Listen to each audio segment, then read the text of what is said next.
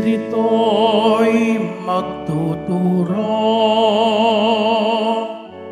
ng aral at pagkukuro ni Jesus na ating guro.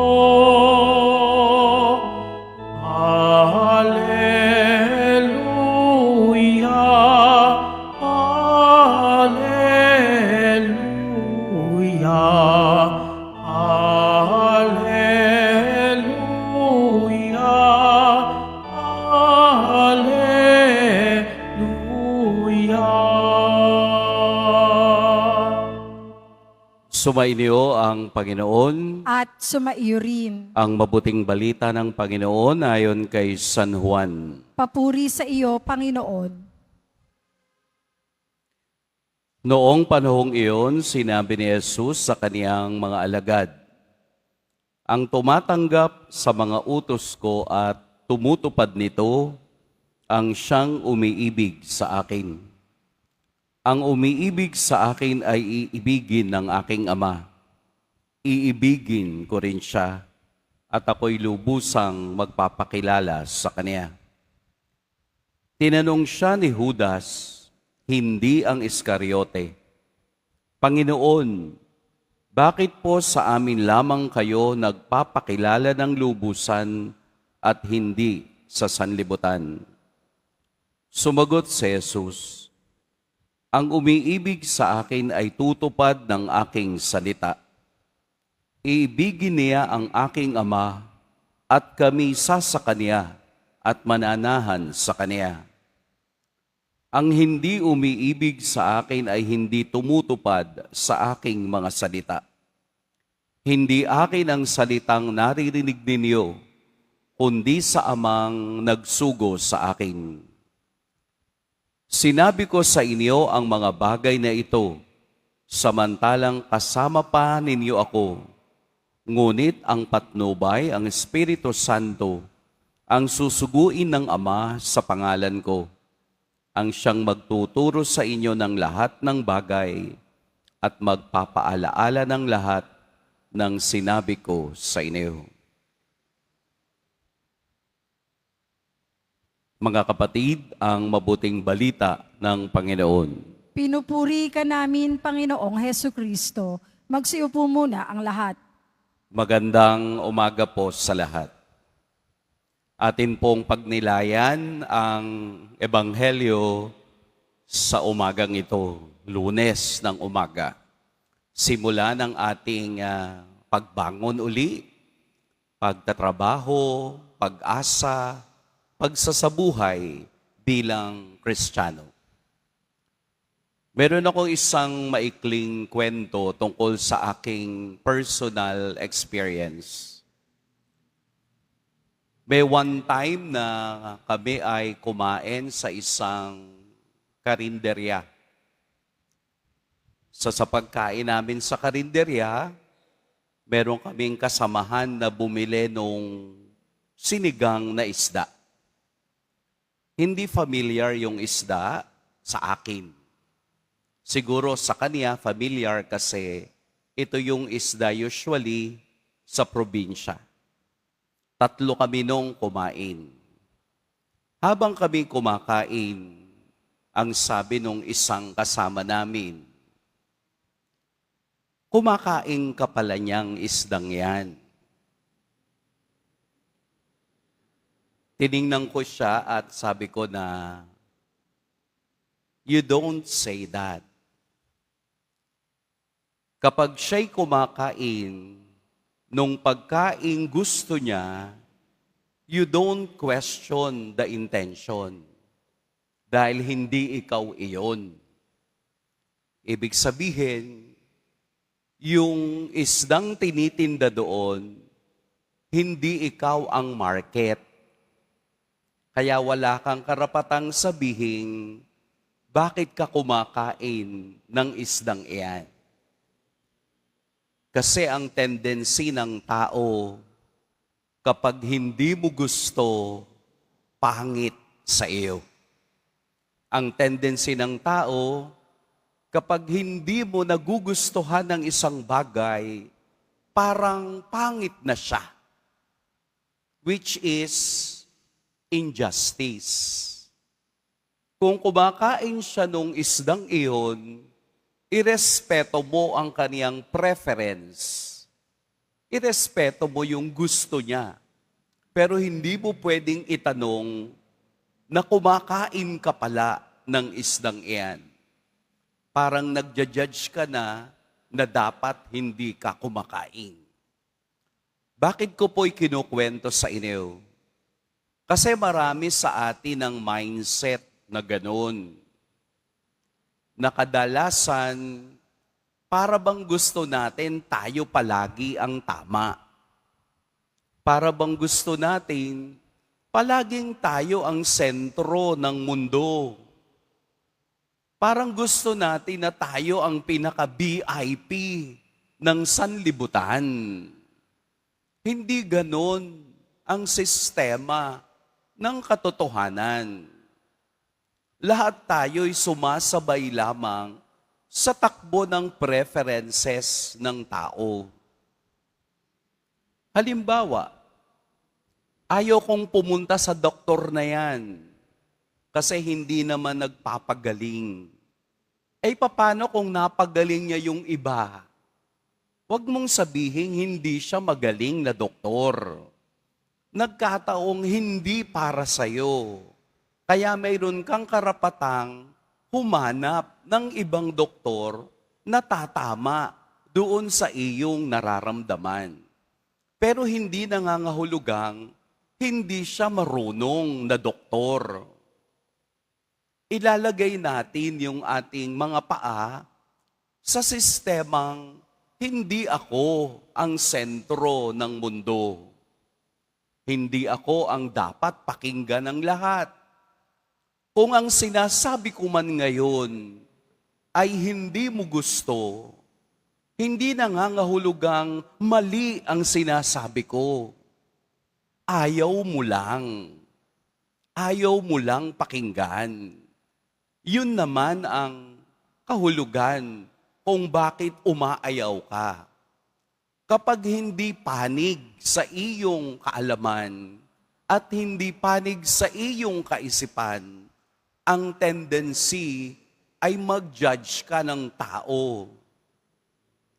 Ayoko nung pari na yan. Okay, no problem. Pero hindi nangangahulugang ayaw mo, ayaw na rin ng lahat.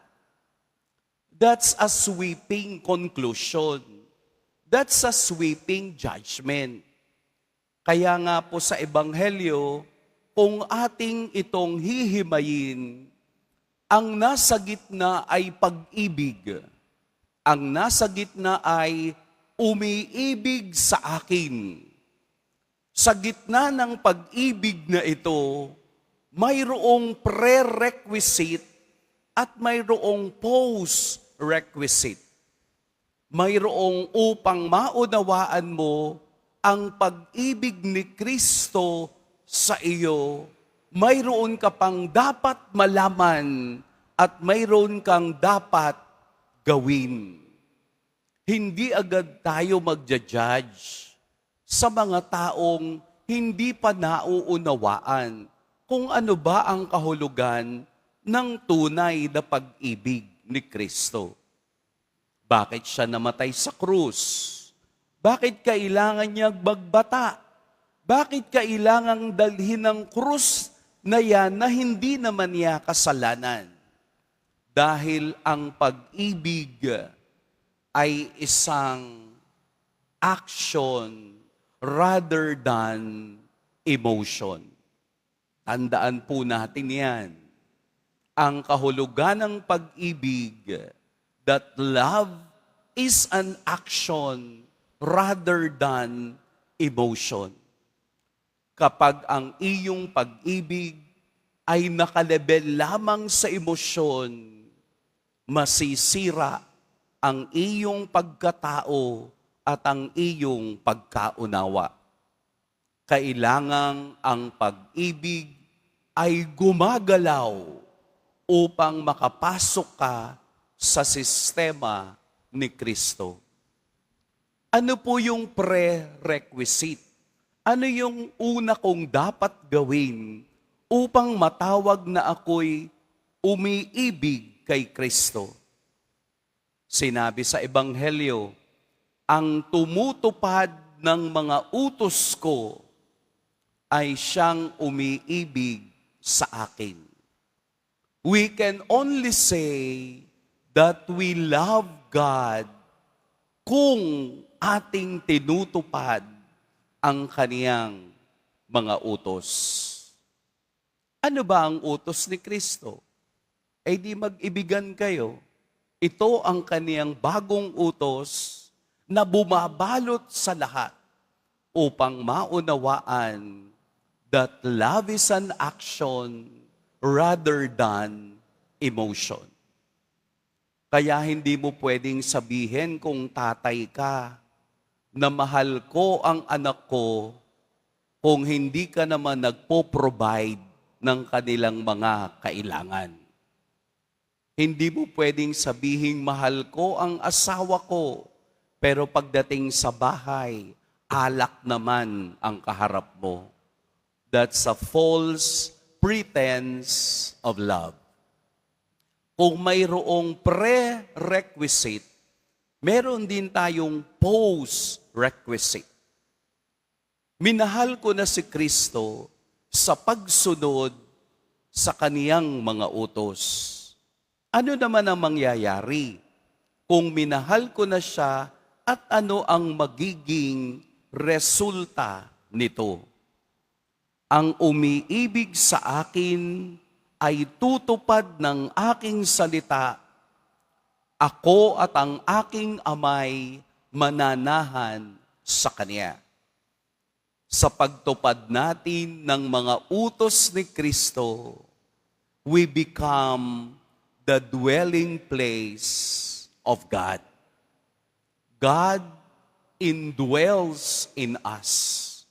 At kung ang Diyos ay nananahan sa akin, nagkakaroon ako ng tamang kaisipan sa pagsunod sa kaniyang kautusan. Nawawala na po yung syncretism. Alam po ba ninyo ang ibig sabihin ng syncretism? Nawawala na yung halo-halong pananampalataya. Iisa na lamang ang ating pinatutungkulan, kung hindi si Kristo na mukha ng Ama. Ano ba ang halimbawa ng syncretism? Simple lang. Nagpa-bless ka ng imahe ni Nazareno. That's devotion. Saan mo ilalagay? Sa altar. Katabi ng altar, mayroong pusang gumagalaw. Syncretism yun. Hindi mo pwedeng i-mix ang pananampalatayang pagsunod sa pag-ibig ng Diyos sa pananampalatayang hindi mo naman alam. Nagdarasal ka, humihingi ka ng kapatawaran, humihingi ka ng gabay, humihingi ka ng sagot sa iyong mga hinihingi sa Diyos. Pero at the same time, mayroon kang dalang anting-anting. That syncretism. Hindi iyon totoong pag-ibig kay Kristo. Ang dami-dami mong pamahiin. Kapag kumakain at aalis ka, ano ang ginagawa sa plato? Iniiikot. Para ano? para daw hindi madisgrasya. Anong koneksyon ng plato doon sa disgrasya ng tao? Ang dami-dami mong pamahiin sa bahay. Ayaw mong magwalis ng gabi kasi lalabas ang swerte. Eh di lahat sana ng basura, ipasok mo na. Walang koneksyon sa pananampalatayang pag-ibig sa Diyos. Kaya nga po, nililiwanagan tayo ng Ebanghelyo ngayon. Ang Espiritu ang magpapaalaala sa atin sa lahat ng sinasabi niya nung siya'y nabubuhay pa. Sa indwellings of the Father and the Son, kasama ring nagpapaalaala ang Espiritu ng Diyos na mamuhay sa kaniyang kautusan. Umpisahan po natin ang ating araw ng tama. Umpisahan natin ito'y nakatutok sa pag-ibig sa Diyos at pagsunod sa kaniyang mga kalooban. Ito yung pinupunto nating ito ang tama, ang umibig at sumunod sa mga panukala at panuntunan ng Diyos. Ang mag-judge ng tao, hindi iyon para sa Diyos. Mag-iingat po kayo ngayong araw. Pagpalain tayo ng poong may kapal.